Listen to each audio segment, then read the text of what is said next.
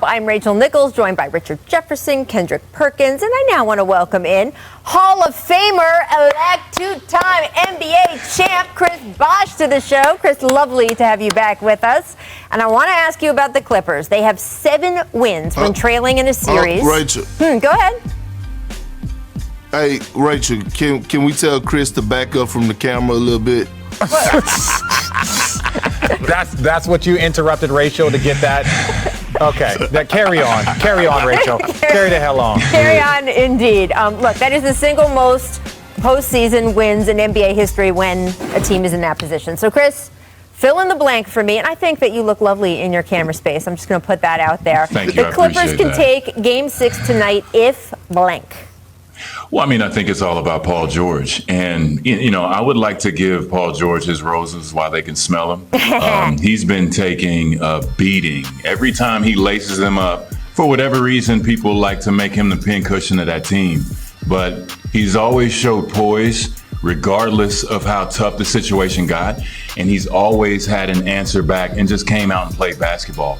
So if he continues just to lead this team, I think defensively, of course, as a team, you want to make sure you're getting stops.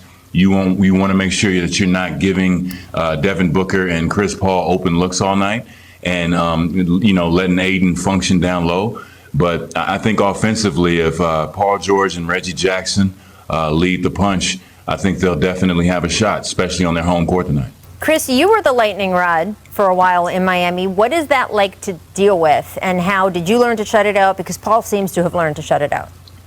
Yeah, I mean, at the end of the day, it's about playing basketball. And I had to understand that every great player goes through it. You have to prove yourself night in and night out. And so I just continued to work on my craft. I didn't really worry about things I couldn't control and people talking. That stuff gets old fast. And usually it gets old from, someone who's not successful in what they're doing, making you mad as you're trying to win a championship or something like that. So, I just put my aggression, put my faith, put everything into my work. And, at the end of the day, it's basketball. You go out there and do what you're born to do. And I think Paul George has done a magnificent job of really just showing how you can be mentally strong and keep succeeding. Well, again, here we go again down this same roller coaster, okay? At the end of the day, this is what you signed up for. You signed up for, you're on the biggest platform. It comes with getting paid. It comes with fortune and the fame. Sometimes it's good fame, sometimes it's bad fame, okay? Again, Paul George gave himself a nickname, Playoff P. He put himself under a microscope. Everyone has been criticized throughout their career. Good, great, average, role players, whatever the case may be. This is what you signed up for. Who cares? The great Kevin Garnett, you know what he used to tell me? The same way you used to run and want to go to SportsCenter or go to ESPN or go to the newspaper articles and read things about yourself when you do something good, do the same thing when you do something bad. Use that energy to fuel yourself to prove the haters wrong or prove the doubters wrong. Again, Paul George is balling. He's doing his thing, but at the end of the day, he put himself under this microscope. The question is, the Clippers No, win I'm not Game answering. 6. I answered the question. What was your answer? I don't think any of the 4 people What's in this your panel. answer? What's your answer? just answered Richard, it. what's your answer? Oh, you would like my answer? Game Okay. six, And I agree. If Paul George continues to lead in the manner that he has, and it's been so impressive, and I know we talk about that. We tried to give Chris Middleton his flowers 2 games ago, and he showed up and give us 6 for 17 last game and lose to a team without Trae Young. This is just it's bothering me. every conversation. But no, because then we can give a reference to Paul George and his level of consistency that he has done. They lose their best player, and he just keeps winning and continues to win and continues these numbers. He's in historic category when you look at scoring 20 plus in the first 17 games in the postseason. It's Kobe, it's Bron, it's MJ that did it like 4 times. So he's in elite category because he's an elite player. So that's why I believe that the Clippers will win if he continues playing at the same level that he's been playing all postseason. I just don't know how much longer he can hold up. We talked about this on the show yesterday, that he has played 735 playoff minutes, and that is 130 more than any other player. That's just a crazy disparity. And those are hard-earned minutes, right? Especially once Kawhi got off the floor, the way other teams are defending him, the physical beating that he's taking out there. So they are playing every other day. So far, most games he is able to be up to the challenge. A couple games he has looked tired there, and he will have to not be tired tonight because it is another elimination game for the LA Clippers. I do want to flip to the Suns side, though, and look at some interesting splits from Devin Booker in this series. He's played a similar amount of minutes alongside Cam Payne and Chris Paul, just with Chris missing, of course, those first two games of the Western Conference Finals. Now, alongside Payne, Booker's scoring per 36 minutes and shooting percentages, they're higher across the board.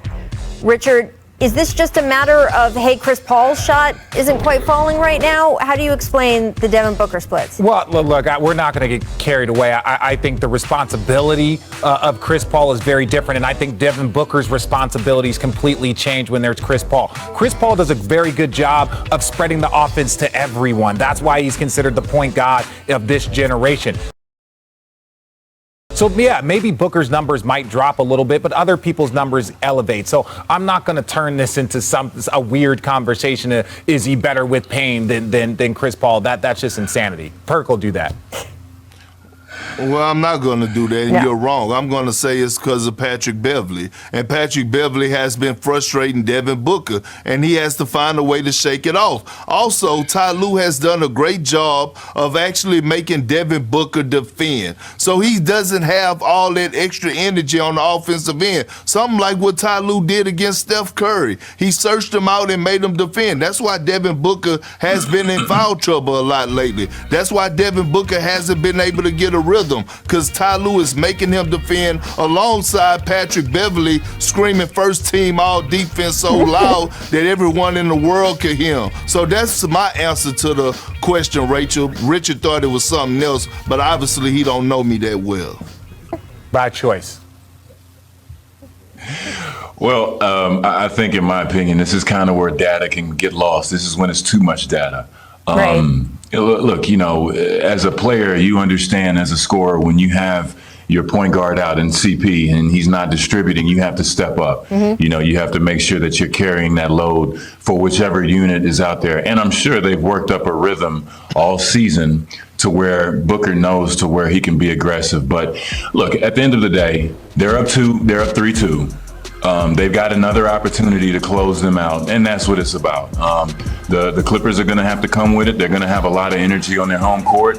But in my opinion, I think if the Suns play the basketball they're capable of, they can get out of there with a win tonight. You just have to look at Chris Paul's track record, too. I know that he has some notable nights in the playoffs where things didn't go his way, but man, his track record, there's much more on the side of having some fantastic nights in the playoffs. So much more. And I just have to think he is due for one of those nights in this series. We will find out. Chris, right quick before we go to break, I did want to get to our Adrian Wojnarowski reporting that the Lakers are finalizing a deal with your old coach, David Fizdale, to become an assistant coach with the Lakers. He was the lead assistant there in your Miami days. So what does Fizz bring to a coaching bench? I mean, he's going to bring, of course, that coach who loves to get into the film, knows a lot about the game. He brings a presence that's great for a locker room as well, because he loves nothing more than basketball. And, him being an LA guy, coming back home to be able to coach for the Lakers, I mean, that's a dream come true, I'm sure. And really, he's filling a void left by Jason Kidd, him moving on to a head coaching spot. I'm sure that they will need another presence to fill in that bench. And I think, for Fizdale, he's one of the best guys out there, as you guys know. Yes. We talk all the time, and I mean, he's ready, he's eager, he's excited. And I know he's going to do a fantastic job with vocal staff out there in LA. I love it. And yes, congratulations to Fizz. We'll miss you here on the jump set, but we're going to love to watch you work. All right, coming up.